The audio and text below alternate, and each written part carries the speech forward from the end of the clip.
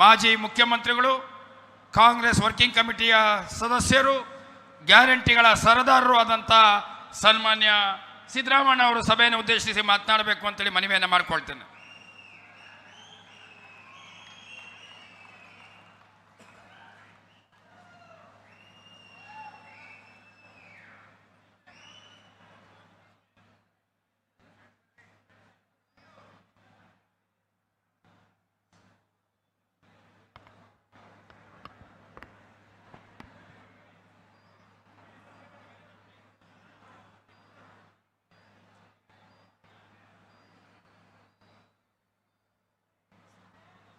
AICC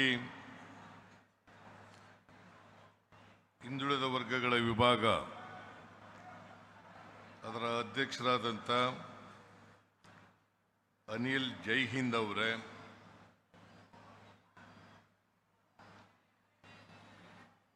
KPCC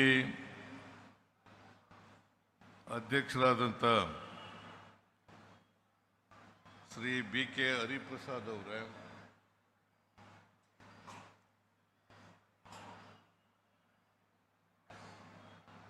ಸಚಿವರಾದಂಥ KH. ಮುನಿಯಪ್ಪನವರೇ,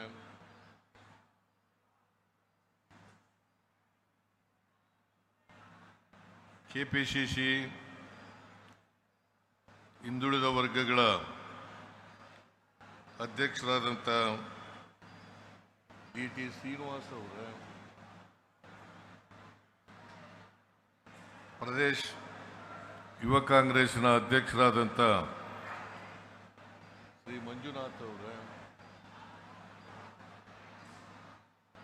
Pradesh ಮಹಿಳಾ ಕಾಂಗ್ರೆಸ್ನ ಅಧ್ಯಕ್ಷರಾದಂಥ ಶ್ರೀಮತಿ ಸೌಮ್ಯ ರೆಡ್ಡಿ ಅವರೇ,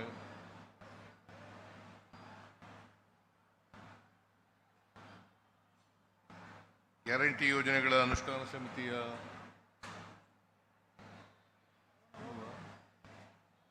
ಪುಷ್ಪ ಅಮರನಾಥ್ ಇಲ್ವಾ, ಪುಷ್ಪ ಅಮರನಾಥ್ ಅವರೇ,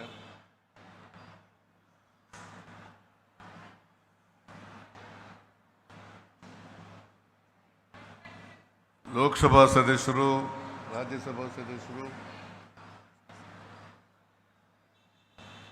ಶಾಸಕರು, ಮಾಜಿ ಶಾಸಕರು, ವಿವಿಧ ಮಂಡಳಿಗಳ ಅಧ್ಯಕ್ಷರು, ವೇದಿಕೆ ಮೇಲಿರ್ತಕ್ಕಂಥ ಇತರ ಎಲ್ಲ ಕಾಂಗ್ರೆಸ್ಸಿನ ಮುಖಂಡರುಗಳೇ, ಕೆಪಿಸಿಸಿ ಎಲ್ಲ ಪದಾಧಿಕಾರಿಗಳೇ, ಇಲ್ಲಿ ಸೇರಿರ್ತಕ್ಕಂಥ ಆತ್ಮೀಯ ಕಾರ್ಯಕರ್ತ ಬಂಧುಗಳೇ, ತಾಯಂದಿರೇ, ಮಾಧ್ಯಮದ ಮಿತ್ರರೇ, ಇವತ್ತು 3 ಕಾರ್ಯಕ್ರಮಗಳನ್ನು ಒಟ್ಟಿಗೆ ಹಮ್ಮಿಕೊಂಡಿದ್ದಾರೆ.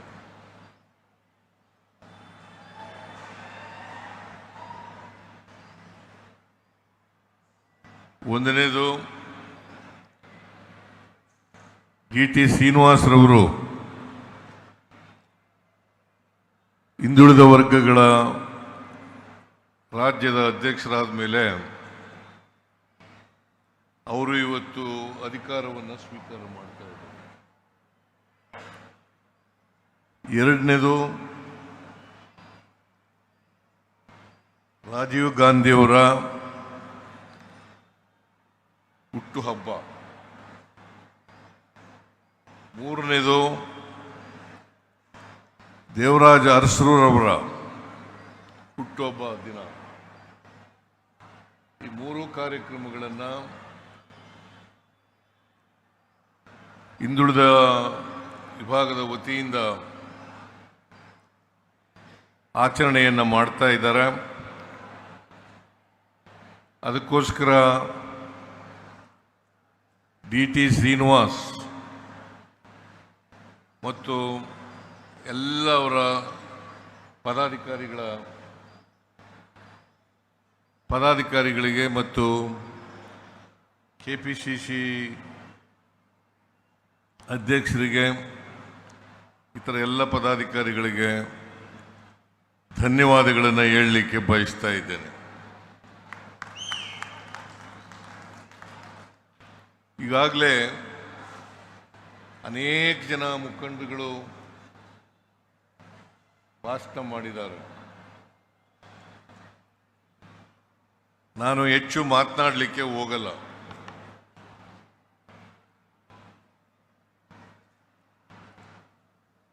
ದೇವರಾಜ ಅರಸರವರು ಮತ್ತೆ ರಾಜೀವ್ ಗಾಂಧಿಯವರು ಒಂದೇ ದಿನ ಹುಟ್ಟಿರ್ತಕ್ಕಂಥದ್ದು, ಒಂದೇ ತಾರೀಕಿನಲ್ಲಿ ಹುಟ್ಟಿರ್ತಕ್ಕಂಥದ್ದು, ಆಗಸ್ಟ್ ತಿಂಗಳಲ್ಲಿ.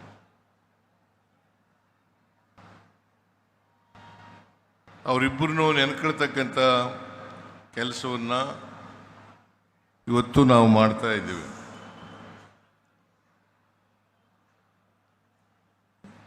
ರಾಜೀವ್ ಗಾಂಧಿಯವರು ಬಹಳ ಚಿಕ್ಕ ವಯಸ್ಸಿನಲ್ಲೇ ಪ್ರಧಾನಮಂತ್ರಿ ಆದವರು. ಬಹುಶಃ ಇಡೀ ಭಾರತ ದೇಶದಲ್ಲಿ ಇಲ್ಲಿವರೆಗೆ ಯಾರ್ಯಾರು ಪ್ರಧಾನಿಗಳಾಗಿದ್ದಾರೆ ಅವರಲ್ಲಿ ಬಹಳ ಚಿಕ್ಕ ವಯಸ್ಸಿನವರು 40 ವರ್ಷಕ್ಕೇ ಪ್ರಧಾನಮಂತ್ರಿಗಳಾದರು. ಆದರೆ ಅವರು ಈಗ ಬದುಕಿದ್ರೆ 82 ವರ್ಷಗಳಾಗ್ತಾ ಇತ್ತು. ಆದರೆ ದುಷ್ಕರ್ಮಿಗಳು ಅವರನ್ನು ಕೊಂದಾಕಿದ್ರು. ಅವರು ಬದುಕಿದ್ರೆ ಇನ್ನೊಮ್ಮೆ ಪ್ರಧಾನಿ ಆಗ್ತಾ ಇದ್ರು, ಈ ದೇಶದ ಅಭ್ಯುದಯ ಆಗಲಿಕ್ಕೆ ಸಾಧ್ಯ ಆಗ್ತಾ ಇತ್ತು ಅಂತಕ್ಕಂಥದ್ದನ್ನು ಇವತ್ತು ನಾವೆಲ್ಲರೂ ಕೂಡ ನೆನ್ಕೋಬೇಕಾಗ್ತದೆ. ನಾನು ರಾಜೀವ್ ಗಾಂಧಿಯವರು ಸತ್ತಾಗ, ಅವರ ಹತ್ಯೆ ಆದಾಗ ಲೋಕಸಭೆಗೆ ನಿಂತಿದ್ದೆ 91ನೇ ಇಸ್ವಿ. ಕೊಪ್ಪಳದಿಂದ ಲೋಕಸಭೆಗೆ ನಿಂತಿದ್ದೆ. ಆದರೆ ಕಾಂಗ್ರೆಸ್ನಿಂದ ಅಲ್ಲ, ಜನತಾದಳ ಎಸ್ನಿಂದ ನಿಂತಿದ್ದೆ ನಾನು.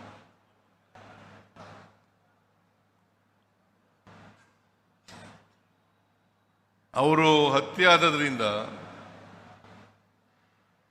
ನನ್ನ ಚುನಾವಣೆ ಮುಂದಕ್ಕೆ ಹೋಯಿತು. ಮುಂದಕ್ಕೆ ಹೋದ್ರಿಂದ ನಾನು ಸೋತೆ ಅಂತಕ್ಕಂಥದ್ದನ್ನು ಇವತ್ತು ಜ್ಞಾಪಿಸ್ಕೊಳ್ಳಲಿಕ್ಕೆ ಬಯಸ್ತಾ ಇದ್ದೇನೆ. ಒಂದು ವೇಳೆ ರಾಜೀವ್ ಗಾಂಧಿ ಅವರ ಹತ್ಯೆ ಆಗದೆ ಹೋಗಿದ್ರೆ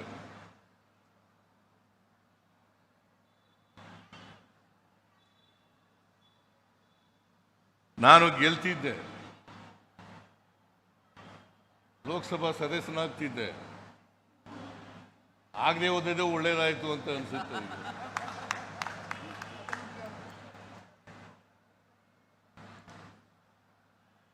ಈಗ ನಾನು ಮಾಜಿ ಮುಖ್ಯಮಂತ್ರಿಯಾಗಿ ಇರ್ತಾ ಇರಲಿಲ್ಲ. ಇವತ್ತು ಮಾಜಿ ಮುಖ್ಯಮಂತ್ರಿಯಾಗಿ ಒಬ್ಬ ಹಿಂದುಳಿದ ವರ್ಗದ ಜಾತಿಗಳಿಗೆ ಸೇರಿದವನಾಗಿ ನಿಮ್ಮ ಮುಂದೆ ನಿಂತಿದ್ದೇನೆ ಅಂತಕ್ಕಂಥ ಮಾತುಗಳನ್ನು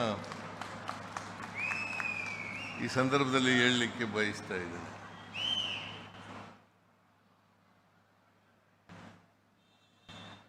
ರಾಜೀವ್ ಗಾಂಧಿಯವರು ಪ್ರಧಾನಮಂತ್ರಿ ಆಗಿದ್ದಾಗ ಅನೇಕ ಅಭಿವೃದ್ಧಿ ಕೆಲಸಗಳನ್ನು ಮಾಡಿದ್ರು. ಅವರು ಯುವ ಜನತೆ ಮೇಲೆ ಅಪಾರವಾದಂಥ ನಂಬಿಕೆಯನ್ನು ಇಟ್ಕೊಂಡಿದ್ರು.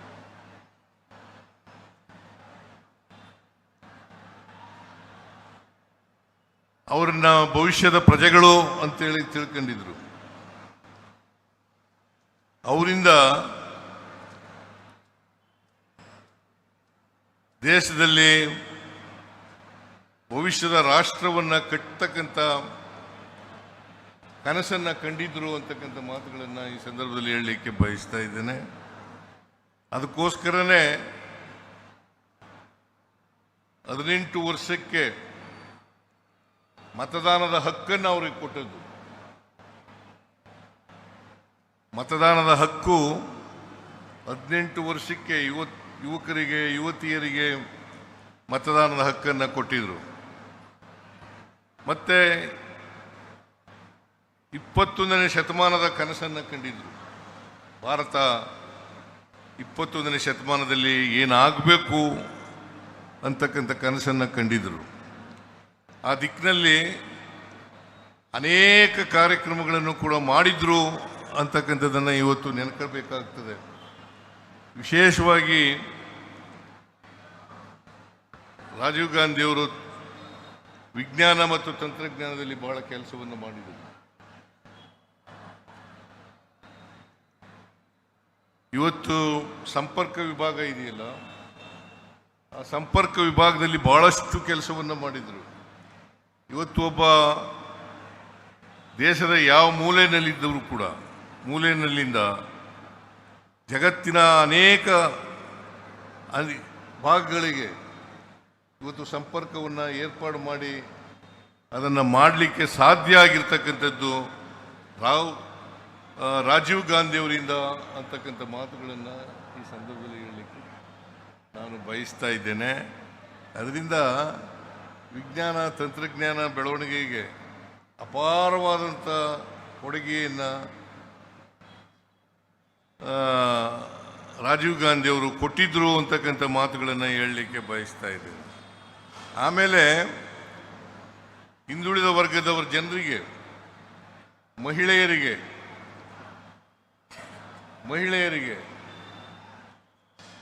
ಯುವಕರಿಗೆ, ಪರಿಶಿಷ್ಟ ಜಾತಿ ಪರಿಶಿಷ್ಟ ವರ್ಗದವರಿಗೆ, ಅಲ್ಪಸಂಖ್ಯಾತ ವರ್ಗದವರಿಗೆ ಸಂವಿಧಾನದ ತಿದ್ದುಪಡಿ ಮಾಡಿ 73, 74ನೇ ತಿದ್ದುಪಡಿಗಳನ್ನು ಮಾಡಿದಂಥವರು ರಾಜೀವ್ ಗಾಂಧಿಯವರು ಅಂತಕ್ಕಂಥ ಮಾತುಗಳನ್ನು ನಾವು ಮರೀಲಿಕ್ಕೆ ಸಾಧ್ಯ ಇಲ್ಲ. ಬಹಳ ಭಾರತೀಯ ಜನತಾ ಪಕ್ಷದವರು ಬಹಳಷ್ಟು ಮಾತಾಡ್ತಾರೆ, ಆದರೆ ಮಹಿಳೆಯರಿಗೆ ಮೀಸಲಾತಿಯನ್ನು ಕೊಟ್ಟದ್ದು 33% ಮೀಸಲಾತಿಯನ್ನು ಕೊಟ್ಟದ್ದು ರಾಜೀವ್ ಗಾಂಧಿಯವರು ಅಂತಕ್ಕಂಥದ್ದನ್ನು ಮರೀಲಿಕ್ಕೆ ಸಾಧ್ಯ ಇಲ್ಲ. ಇದನ್ನ ಮಹಿಳೆಯರೆಲ್ಲರೂ ಕೂಡ, ಈ ದೇಶದ ಮಹಿಳೆಯರೆಲ್ಲರೂ ಕೂಡ ಅರ್ಥ ಮಾಡ್ಕೋಬೇಕಾಗ್ತದೆ. ಸ್ಥಳೀಯ ಸಂಸ್ಥೆಗಳ ಚುನಾವಣೆಗಳಲ್ಲಿ ಮತ್ತೆ ಗ್ರಾಮೀಣ ಪ್ರದೇಶದಲ್ಲಿ ಇರ್ತಕ್ಕಂಥ ಮಂಡಲ್ ಪಂಚಾಯಿತಿ, ತಾಲೂಕು ಪಂಚಾಯಿತಿ, ಜಿಲ್ಲಾ ಪಂಚಾಯಿತಿಗಳಲ್ಲಿ ಮೊದಲನೇ ಬಾರಿಗೆ 73, 74ನೇ ತಿದ್ದುಪಡಿಗಳನ್ನು ಮಾಡೋದ್ರ ಮೂಲಕ ಮೀಸಲಾತಿಯನ್ನು ತಂದದ್ದು ಹಿಂದುಳಿದ ವರ್ಗದವರಿಗೆ, ಅಲ್ಪಸಂಖ್ಯಾತರಿಗೆ ಮತ್ತು ಮಹಿಳೆಯರಿಗೆ ಈ ಮೀಸಲಾತಿಯನ್ನು ಕೊಟ್ಟದ್ದು ಯಾರು ಇದ್ದರೆ ಅದು ರಾಜೀವ್ ಗಾಂಧಿಯವರು ಅಂತಕ್ಕಂಥ ಮಾತುಗಳನ್ನು ಹೇಳಲಿಕ್ಕೆ ಬಯಸ್ತಾ ಇದ್ದೇನೆ. ಭಾರತೀಯ ಜನತಾ ಪಕ್ಷ ಅಲ್ಲ ಇವತ್ತು ವುಮೆನ್ ರಿಸರ್ವೇಷನ್ನು ತರಬೇಕು ಅಂತೇಳಿ ಭಾಳ ದೊಡ್ಡದಾಗಿ ಪ್ರಚಾರವನ್ನು ಗಿಟ್ಟಿಸ್ಕೊಳ್ತಕ್ಕಂಥ ಪ್ರಯತ್ನವನ್ನು ಮಾಡ್ತಾ ಇದ್ದಾರೆ. ವುಮೆನ್ ರಿಸರ್ವೇಷನ್ ಬಗ್ಗೆ ರಾಜೀವ್ ಗಾಂಧಿ ಅವ್ರ ಕಾಲದಲ್ಲೇ ಮಾಡಿದ್ದು. ಅದರಿಂದ ಆ ಹೆಗ್ಗಳಿಕೆ, ಅದರ ಕೊಡುಗೆ ರಾಜೀವ್ ಗಾಂಧಿ ಅವರಿಗೆ ಸೇರಬೇಕು ಅಂತಕ್ಕಂಥ ಮಾತುಗಳನ್ನು ಹೇಳಲಿಕ್ಕೆ ಬಯಸ್ತಾ ಇದ್ದೇನೆ. ಅದರಿಂದ ನಾವೆಲ್ಲರೂ ಕೂಡ ತಿಳ್ಕೋಬೇಕಾಗಿರ್ತಕ್ಕಂಥದ್ದು, ಹಿಂದುಳಿದವರಿಗೆ ಇವತ್ತು ಏನಾದರೂ ಮೀಸಲಾತಿ ಸಿಕ್ಕಿದ್ರೆ, ಅಲ್ಪಸಂಖ್ಯಾತರಿಗೆ ಮೀಸಲಾತಿ ಸಿಕ್ಕಿದ್ರೆ, ರಾಜಕೀಯ ಅಧಿಕಾರ ಹಂಚಿಕೆ ಆಗಿದ್ರೆ ಅದಕ್ಕೆ ಶ್ರೀಮಾನ್ ರಾಜೀವ್ ಗಾಂಧಿಯವರು ಕಾರಣ ಅಂತಕ್ಕಂಥ ಮಾತುಗಳನ್ನು ತಾವೆಲ್ಲರೂ ಕೂಡ ತಿಳ್ಕೊಂಡಿದ್ದೀರಿ ಅಂತಕ್ಕಂಥದ್ದು ನನ್ನ ಭಾವನೆ. ಇವತ್ತು 50% ಪಂಚಾಯಿತಿ, ತಾಲೂಕು ಪಂಚಾಯಿತಿ, ಜಿಲ್ಲಾ ಪಂಚಾಯಿತಿ, ಮುನ್ಸಿಪಾಲ್ಟಿ, ನಗರಸಭೆ, ನಗರ ಪಾಲಿಕೆಗಳಲ್ಲಿ ಮೀಸಲಾತಿ ಸಿಕ್ಕಿದ್ರೆ ಅದು ರಾಜೀವ್ ಗಾಂಧಿಯವರು ಕಾರಣ ಅಂತಕ್ಕಂಥ ಮಾತುಗಳನ್ನು ಈ ಸಂದರ್ಭದಲ್ಲಿ ತಮಗೆ ತಿಳಿಸಲಿಕ್ಕೆ ಬಯಸ್ತಾ ಇದ್ದೇನೆ. ಅದರಿಂದ ಅಧಿಕಾರ ಹಂಚಿಕೆ ಆಗಬೇಕು. ಅದಕ್ಕೆ ನಾವು ಪದೇ ಪದೇ ಹೇಳ್ತೇವೆ, ಹಿಂದುಳಿದ ವರ್ಗಗಳು ಅಧಿಕಾರದಿಂದ ವಂಚಿತರಾಗಿದ್ದಾರೆ, ಮಹಿಳೆಯರು ವಂಚಿತರಾಗಿದ್ದಾರೆ, ಅಲ್ಪಸಂಖ್ಯಾತರು ವಂಚಿತರಾಗಿದ್ದಾರೆ. ಇವ್ರಿಗೆಲ್ರಿಗೂ ರಾಜಕೀಯ ಅಧಿಕಾರದಲ್ಲಿ ಪಾಲು ಸಿಗಬೇಕು. ಯಾಕಂತಂದರೆ ಸಾಮಾಜಿಕ ನ್ಯಾಯ ಅಂತ ಬರೀ ಭಾಷಣ ಮಾಡಲಿಕ್ಕೆ ಇರ್ತಕ್ಕಂಥ ಪದ ಅಲ್ಲ. ಸಾಮಾಜಿಕ ನ್ಯಾಯ ನಿಜವಾಗಿ ಆಗಬೇಕು ಅಂತಂದರೆ ಯಾರು ವಂಚಿತರಾಗಿದ್ದಾರೆ, ಅಧಿಕಾರದಿಂದ ವಂಚಿತರಾಗಿದ್ದಾರೆ, ಅವ್ರಿಗೆಲ್ಲರಿಗೂ ಕೂಡ ಅಧಿಕಾರದಲ್ಲಿ ಪಾಲು ಸಿಕ್ಕಾಗ ಮಾತ್ರ, ಅಸಮಾನತೆ ನಿವಾರಣೆಯಾದರೂ ಮಾತ್ರ, ಅವಕಾಶಗಳು ಸಿಕ್ಕಿದ್ರಾಗ ಮಾತ್ರ ಇದನ್ನು ಸಾಧ್ಯ ಆಗ್ತದೆ ಅಂತಕ್ಕಂಥ ಮಾತುಗಳನ್ನು ತಾವು ತಿಳ್ಕೋಬೇಕಾಗ್ತದೆ. ಇದನ್ನು ರಾಜೀವ್ ಗಾಂಧಿಯವರು ಮಾಡಿದ್ರು ಅಂತಕ್ಕಂಥದ್ದನ್ನು ಈ ಸಂದರ್ಭದಲ್ಲಿ ನಾನು ತಿಳ್ಕೊಳ್ಳಿಕ್ಕೆ ಬಯಸ್ತಾ ಇದ್ದೇನೆ, ಹೇಳಲಿಕ್ಕೆ ಬಯಸ್ತಾ ಇದ್ದೇನೆ. ಆಮೇಲೆ ದೇವರಾಜ ಅರಸರವರು ನಮ್ಮ ಮೈಸೂರಿನವರೇ, ಮೈಸೂರು ಜಿಲ್ಲೆಯವರು, ಹುಣಸೂರು ತಾಲೂಕಿನವರು, ಹುಣಸೂರು ತಾಲೂಕು ಕಲ್ಲಳ್ಳಿಯವರು. ಒಂದು ಸಂತೋಷ ಏನಪ್ಪ ಅಂತಂದ್ರೆ, ನಾಲ್ವಡಿ ಕೃಷ್ಣರಾಜ ಒಡೆಯರು ಮೈಸೂರಿನವರು, ದೇವರಾಜ ಅರಸರವರು ಮೈಸೂರಿನವರು, ನಾನು ಮೈಸೂರಿನವರು.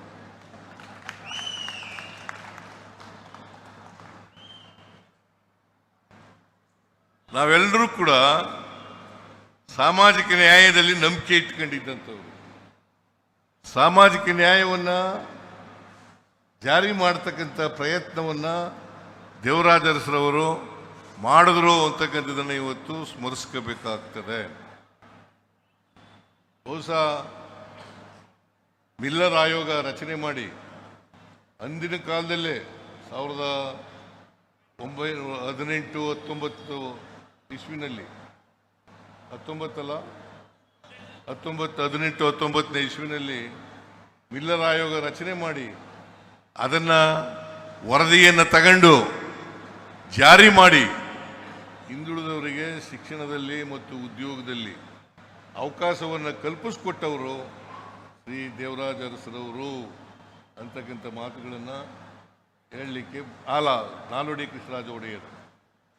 ಕೃಷ್ಣರಾಜ ಒಡೆಯರು ಅಂತಕ್ಕಂಥದ್ದನ್ನು. ಆಮೇಲೆ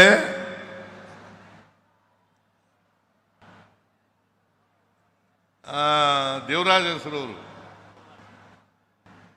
ಅವನೂರು ಆಯೋಗವನ್ನು ರಚನೆ ಮಾಡಿ ಅವರು 72ರಲ್ಲಿ ಅಧಿಕಾರಕ್ಕೆ ಬಂದರು, ಮುಖ್ಯಮಂತ್ರಿಗಳಾಗಿ 72ರಲ್ಲಿ 1972ರಲ್ಲಿ ಅಧಿಕಾರಕ್ಕೆ ಬಂದರು. 8 ವರ್ಷಗಳ ಕಾಲ ಮುಖ್ಯಮಂತ್ರಿ ಆಗಿದ್ರು. ಬಹುಶಃ ಅವ್ರ ಕಾಲದಲ್ಲಿ ಎಲ್ಲರಿಗೂ ಅವಕಾಶಗಳನ್ನು ಒದಗಿಸ್ಕೊಟ್ಟಂಥ ಯಾರಾದರೂ ಧೀಮಂತ ಮುಖ್ಯಮಂತ್ರಿ ಇದ್ದರೆ ಅವರು ದೇವರಾಜ ಅರಸರವರು ಅಂತಕ್ಕಂಥ ಮಾತುಗಳನ್ನು ಈ ಸಂದರ್ಭದಲ್ಲಿ ಹೇಳಲಿಕ್ಕೆ ಬಯಸ್ತಾ ಇದ್ದೇನೆ. ಯಾಕಂತಂದರೆ ನಮ್ಮ ಸಂವಿಧಾನದಲ್ಲಿ ನಾವು ಹೇಳ್ಕೊಂಡಿದ್ದೀವಿ, ಏನಂತ ಹೇಳ್ಕೊಂಡಿದ್ದೀವಿ? ಸಮಾಜವನ್ನು ನಿರ್ಮಾಣ ಮಾಡಬೇಕು ಅಂತ ಹೇಳಿದ್ದೀವಿ.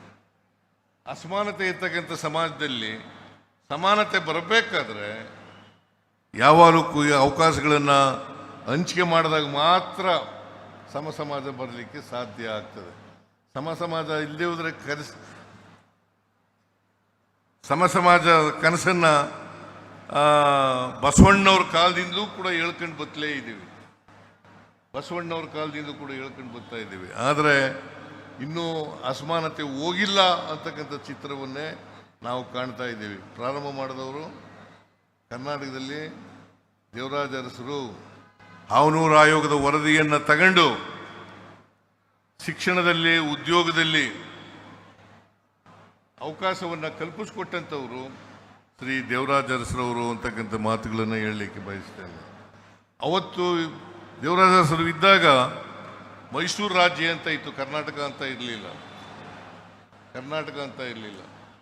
ಮೈಸೂರು ರಾಜ್ಯಕ್ಕೆ ಕರ್ನಾಟಕ ಅಂತೇಳಿ ನಾಮಕರಣ ಮಾಡಿದವರು ಶ್ರೀ ದೇವರಾಜ ಅರಸರವರು ಅಂತಕ್ಕಂಥದ್ದನ್ನ ಇವತ್ತು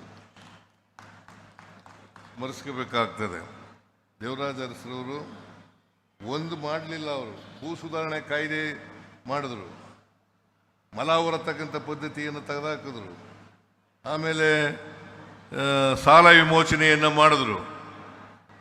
ಇಷ್ಟು ಅನೇಕ ಕೆಲಸಗಳನ್ನು ಮಾಡಿ ಸಮಾಜದಲ್ಲಿ ಅತ್ಯಂತ ಕಟ್ಟಕಡೆಯ ಮನುಷ್ಯ ಇದ್ದಾರಲ್ಲ ಅವ್ರಿಗೂ ಕೂಡ ವಿಧಾನಸೌಧದ ಮೆಟ್ಲನ್ನು ಹತ್ತಿಸ್ತಕ್ಕಂಥ ಪ್ರಯತ್ನವನ್ನು ಮಾಡಿದವರು ದೇವರಾಜ ಅರಸರವರು ಅಂತಕ್ಕಂಥದ್ದನ್ನು ಇವತ್ತು ನಾವು ನೆನಕಬೇಕಾಗ್ತದೆ. ಅದರಿಂದ ದೇವರಾಜ ಅರಸರವರು, ರಾಜೀವ್ ಗಾಂಧಿಯವರು ಮಾಡಿರ್ತಕ್ಕಂಥ ಕೆಲಸ ಇದೆಯಲ್ಲ ಅದನ್ನು ನೆನಕೊಂಡು ಅವ್ರನ್ನ ಸ್ಮರಿಸ್ಕೊಂಡು ಅವರು ಈ ಸಮಾಜಕ್ಕೆ ಮಾಡಿದಂಥ ಕೊಡುಗೆಯನ್ನು ನಾವು ಮುಂದುವರಿಸ್ತಕ್ಕಂಥ ಪ್ರಯತ್ನವನ್ನು ಮಾಡಬೇಕು. ಯುವಜನರು ಇದನ್ನೆಲ್ಲರೂ ಕೂಡ ಯುವಜನರಿಗೆ ಮುಟ್ಟಿಸ್ತಕ್ಕಂಥ ಕೆಲಸವನ್ನು ನಮ್ಮ ಪಕ್ಷ ಮಾಡಬೇಕು. ಯಾಕಂದರೆ ಬಿ ಜೆ ಪಿ ಮಾಡಲಿಕ್ಕೆ ಸಾಧ್ಯ ಇಲ್ಲ. ಯಾಕೆ ಬಿ ಜೆ ಪಿಯವರು ಸಂವಿಧಾನ ವಿರೋಧಿಗಳು, ಪ್ರಜಾಪ್ರಭುತ್ವ ವಿರೋಧಿಗಳು, ಸಾಮಾಜಿಕ ನ್ಯಾಯದ ವಿರೋಧಿಗಳು. ಆದ್ದರಿಂದ ಅವರಿಂದ ಸಾಧ್ಯ ಇಲ್ಲ. ಇದನ್ನೆಲ್ಲ ಮಾಡಿರ್ತಕ್ಕಂಥವ್ರು ಕಾಂಗ್ರೆಸ್ನವರು ಅಂತಕ್ಕಂಥದ್ದನ್ನು ಹೇಳಲಿಕ್ಕೆ ಬಯಸ್ತಾ ಇದ್ದೇನೆ. ನನ್ನ ಕಾಲದಲ್ಲೂ ಕೂಡ ಸಾಮಾಜಿಕ ನ್ಯಾಯವನ್ನು ಮುಂದುವರಿಸ್ತಕ್ಕಂಥ ಪ್ರಯತ್ನವನ್ನು ಮಾಡಿದ್ದೆ. ಅದು ಇನ್ನೂ ಹೋಗ್ಬೇಕು, ಮುಂದೆ ಹೋಗ್ತಕ್ಕಂಥ ಮಾಡ್ತಕ್ಕಂಥ ಕೆಲಸವನ್ನು ಮಾಡಬೇಕು. ಕಾಂಗ್ರೆಸ್ನಿಂದ ಮಾತ್ರ ಸಾಧ್ಯ ಇದು, ಕಾಂಗ್ರೆಸ್ನಿಂದ ಮಾತ್ರ ಸಾಧ್ಯ. ಪ್ರಜಾಪ್ರಭುತ್ವದಲ್ಲಿ ನಂಬಿಕೆ ಇಟ್ಕೊಂಡಿರ್ತಕ್ಕಂಥವ್ರು, ಸಂವಿಧಾನದಲ್ಲಿ ನಂಬಿಕೆ ಇಟ್ಕೊಂಡಿರ್ತಕ್ಕಂಥವ್ರು, ಸಾಮಾಜಿಕ ನ್ಯಾಯದಲ್ಲಿ ನಂಬಿಕೆ ಇಟ್ಕೊಂಡಿರ್ತಕ್ಕಂಥವ್ರು ಕಾಂಗ್ರೆಸ್ ಪಕ್ಷ ಮಾತ್ರ. ಭಾರತೀಯ ಜನತಾ ಪಕ್ಷ ಅದರ ವಿರೋಧಿಗಳು ಅಂತಕ್ಕಂಥ ಮಾತುಗಳನ್ನು ತಾವು ತಿಳ್ಕೊಂಡಿದ್ದೀರಿ ಅಂತಕ್ಕಂಥದ್ದು ನನ್ನ ಭಾವನೆ. ಅದರಿಂದ ನೆಹರು ಇರ್ಬೋದು, ಇಂದಿರಾ ಗಾಂಧಿಯವರು ಇರ್ಬೋದು, ರಾಜೀವ್ ಗಾಂಧಿಯವರು ಇರ್ಬೋದು, ರಾಹುಲ್ ಗಾಂಧಿಯವರು ಇರ್ಬೋದು, ಎಲ್ಲರೂ ಕೂಡ ಈ ವರ್ಗದ ಜನರಿಗೆ ಭಾಳಷ್ಟು ಕೆಲಸಗಳನ್ನು ಮಾಡ್ತಾ ಇದ್ದಾರೆ. ರಾಹುಲ್ ಗಾಂಧಿಯವರಂತೂ ಇದನ್ನು ಪದೇ ಪದೇ ಹೇಳ್ತಕ್ಕಂಥ ಪ್ರಯತ್ನವನ್ನು ಮಾಡ್ತಾ ಇದ್ದಾರೆ. ಅದರಿಂದ ನಾವೆಲ್ಲರೂ ಕೂಡ ಕಾಂಗ್ರೆಸ್ನವರು ಕಾರ್ಯಕರ್ತರು ಎಲ್ರಿಗೂ ಸಮಾನ ಅವಕಾಶಗಳನ್ನು ಕಲ್ಪಿಸ್ಕೊಡ್ತಕ್ಕಂಥ, ಅಸಮಾನತೆಯನ್ನು ನಿವಾರಣೆ ಮಾಡ್ತಕ್ಕಂಥ ಬಾಬಾ ಸಾಹೇಬ್ ಅಂಬೇಡ್ಕರ್ ಅವರು ಹೇಳಿದ್ರು ಒಂದು ಮಾತನ್ನು, ಎಲ್ಲಿವರೆಗೆ ಈ ಸಮಾಜದಲ್ಲಿ ಅಸಮಾನತೆ ಇರ್ತದೆ ಅಲ್ಲಿವರೆಗೆ ಸಾಮಾಜಿಕ ನ್ಯಾಯ ಜಾರಿ ಆಗಿಲ್ಲ ಅಂತಲೇ ತಿಳ್ಕೋಬೇಕಾಗ್ತದೆ. ಸಮಾಜ ನಿರ್ಮಾಣ ಆಗತಕ್ಕಂಥದ್ದು ಕನಸು ಅಂತಕ್ಕಂಥ ಮಾತುಗಳನ್ನು ಹೇಳ್ತಾರೆ. ಅದಕ್ಕೋಸ್ಕರ ಆರ್ಥಿಕವಾಗಿ, ಸಾಮಾಜಿಕವಾಗಿ ನಾವು ಇವರಿಗೆ ಶಕ್ತಿಯನ್ನು ತುಂಬತಕ್ಕಂಥ ಪ್ರಯತ್ನವನ್ನು ಮಾಡಬೇಕು. ಇದನ್ನೇ ದೇವರಾಜ ಅರಸರವರು, ರಾಜೀವ್ ಗಾಂಧಿಯವರು ಮಾಡಿದ್ರು ಅಂತಕ್ಕಂಥದ್ದನ್ನು ಇವತ್ತು ನಾವು ಯಾಕೆ ಸ್ಮರಿಸ್ಕೊತೀವಿ? ನಾಲ್ವಡಿ ಕೃಷ್ಣರಾಜ ಒಡೆಯರನ್ನು, ರಾಜೀವ್ ಗಾಂಧಿಯವರನ್ನು, ನೆಹರೂರವರನ್ನು, ಇಂದಿರಾ ಗಾಂಧಿಯವರನ್ನು, ರಾಹುಲ್ ಗಾಂಧಿಯವರನ್ನು ಯಾಕೆ ನೆನೆಸ್ಕೊತೀವಿ ಅಂತಂದರೆ ಅವರೆಲ್ಲರೂ ಕೂಡ ಅಸಮಾನತೆಯನ್ನು ಹೋಗಲಾಡಿಸ್ಲಿಕ್ಕೆ ಪ್ರಾಮಾಣಿಕ ಪ್ರಯತ್ನವನ್ನು ಮಾಡಿದ್ದಾರೆ, ಮಾಡ್ತಾ ಇದ್ದಾರೆ ಅಂತಕ್ಕಂಥ ಮಾತುಗಳನ್ನು ತಾವು ತಿಳಿಸಬೇಕಾಗುತ್ತೆ.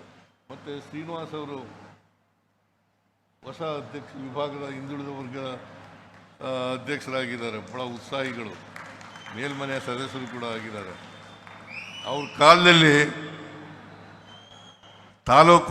ಪ್ರತಿ ತಾಲೂಕುಗಳಿಗೂ ಹೋಗಿ ಹಿಂದುಳಿದ ವರ್ಗದವರನ್ನು ಸಂಘಟಿಸ್ತಕ್ಕಂಥ ಪ್ರಯತ್ನವನ್ನು ಮಾಡಬೇಕು. ಅವರಿಗೆ ಸಂವಿಧಾನ ದೇವರಾಜ ಅರಸರವರು ಏನು ಮಾಡಿದ್ರು, ನಾಲ್ವಡಿ ಕೃಷ್ಣರಾಜ ಒಡೆಯರು ಏನು ಮಾಡಿದ್ರು, ರಾಜೀವ್ ಗಾಂಧಿಯವರು ಏನು ಮಾಡಿದ್ರು, ಇಂದಿರಾ ಗಾಂಧಿಯವರು ಏನು ಮಾಡಿದ್ರು, ನೆಹರೂರವರು ಏನು ಮಾಡಿದ್ರು, ಇದನ್ನು ತಿಳಿಸ್ತಕ್ಕಂಥ ಪ್ರಯತ್ನವನ್ನು ಮಾಡಬೇಕು. ನಮ್ಮ ಕಾರ್ಯಕರ್ತರು ಪ್ರತಿಯೊಬ್ಬರು ಕೂಡ ಈ ವಿಚಾರದಲ್ಲಿ ಪ್ರತಿಯೊಬ್ಬರು ಕೂಡ ತಿಳ್ಕೊಳ್ತಕ್ಕಂಥ ಪ್ರಯತ್ನವನ್ನು ಮಾಡ್ತಾರೆ. ನನಗೆ ಸಂಪೂರ್ಣ ವಿಶ್ವಾಸ ಇದೆ. ನಿಮ್ಮ ಕಾಲದಲ್ಲಿ ಅದನ್ನು ಮಾಡ್ತೀರಿ. ನಿಮಗೆ ಸಹಾಯಕರಾಗಿ ನಾನು ಇದ್ದೇನೆ, ಮತ್ತು ಹರಿಪ್ರಸಾದ್ ಅವರು ಇದ್ದಾರೆ ಅಂತಕ್ಕಂಥ ಮಾತುಗಳನ್ನು ಹೇಳ್ತಾ ನಮಗೆ ಅವರ ಆದರ್ಶಗಳು ದಾರಿದೀಪವಾಗಲಿ ಅಂತಕ್ಕಂಥ ಮಾತುಗಳನ್ನು ಹೇಳಿ ನನ್ನ ಮಾತುಗಳನ್ನು ಮುಗಿಸ್ತೇನೆ. ಜೈ ಹಿಂದ್, ಜೈ ಕರ್ನಾಟಕ, ಜೈ ಸಂವಿಧಾನ್. ನಿಖರ ಸುದ್ದಿ, ಸದಭಿರುಚಿಯ ಕಾರ್ಯಕ್ರಮ. ನೀವು ನೋಡ್ತಾ ಇದ್ದೀರಾ ಕಹಳೆ ನ್ಯೂಸ್, ಸಮಾಜದ ಜಾಗೃತಿಗಾಗಿ ವಸ್ತುನಿಷ್ಠ ವರದಿ.